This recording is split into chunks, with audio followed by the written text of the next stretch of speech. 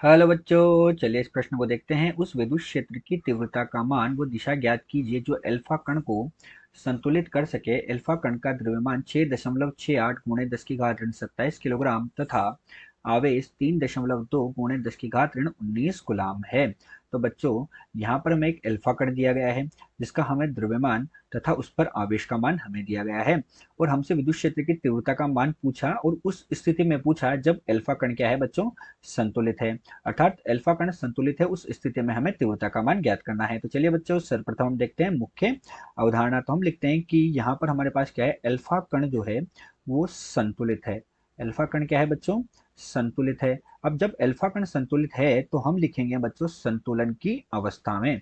संतुलन की अवस्था में हमारे पास क्या होगा, तो संतुलन की अवस्था में, संतुलन की अवस्था में बच्चों क्या होगा कि हमें अल्फा कण जो है उसका द्रव्यमान दिया गया है, अर्थात कण पर लगने वाला भार। तो द्रव्यमान है तो उस पर लगने वाला भार हमारे पास किसके बराबर हो जाएगा बच्चों, कण पर लगने वाला भार। अब ये बच्चों कण पर लगने वाला भार किसके बराबर होगा, तो बच्चों हमने उसको विद्युत क्षेत्र में रखा है, तो विद्युत क्षेत्र के कारण जो विद्युत बल लगेगा उसके बराबर हो जाएगा। अर्थात संतुलन की अवस्था में कण पर लगने वाला भार जो है किसके बराबर हो जाएगा बच्चों, विद्युत बल के बराबर हो जाएगा। भार बच्चों हमारे पास mg के बराबर होता है और विद्युत बल बच्चों हमारे पास क्या होता है, F बराबर क्यू ई होता है।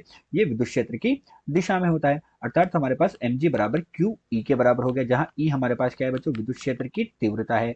तो ई तो हमारे पास हो गया विद्युत क्षेत्र की तीव्रता।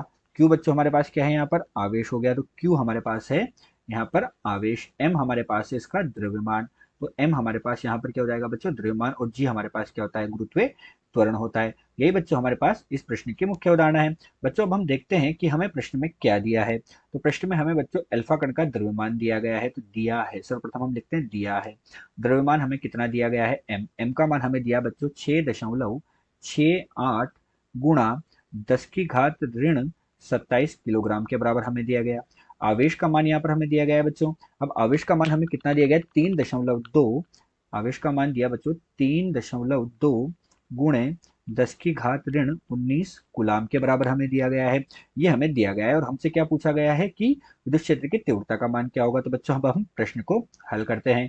तो यहाँ पर हम कर रहे हैं प्रश्न का हल और इसमें बच्चों हम क्या देखते हैं, विद्युत क्षेत्र की तीव्रता का मान हमारे पास क्या हो जाएगा बच्चों, ई बराबर एम जी बटे क्यू के बराबर हो जाएगा। ई बराबर कितना होगा बच्चों, एम गुणा जी बटे क्यू के बराबर हो जाएगा। एम का मान हमारे पास है 6.68 गुणे 10 की घात ऋण 27 किलोग्राम बटे गुणा में यहाँ पर 9.8 और हमारे पास बच्चों क्यू का मान कितना है, 3.2 गुणे 10 की घात ऋण 19 के बराबर है। अर्थात जब इसे हम हल करेंगे तो विद्युत क्षेत्र की तीव्रता का मान बच्चों में कितना प्राप्त होगा, 2.04 गुणे 10 की घात ऋण 7 न्यूटन प्रति गुलाम के बराबर हमें प्राप्त होगा। तो विद्युत क्षेत्र की तीव्रता का मान तो बच्चों हमें कितना प्राप्त हुआ, 2.04 गुणे 10 की घात ऋण 7 न्यूटन प्रति गुलाम के बराबर प्राप्त हुआ। और बच्चों इसकी दिशा कहाँ होगी, तो जो विद्युत क्षेत्र की तीव्रता है इसकी दिशा होगी बच्चों बल, विद्युत बल F की दिशा में। किसकी दिशा में होगी बच्चों, विद्युत बल F।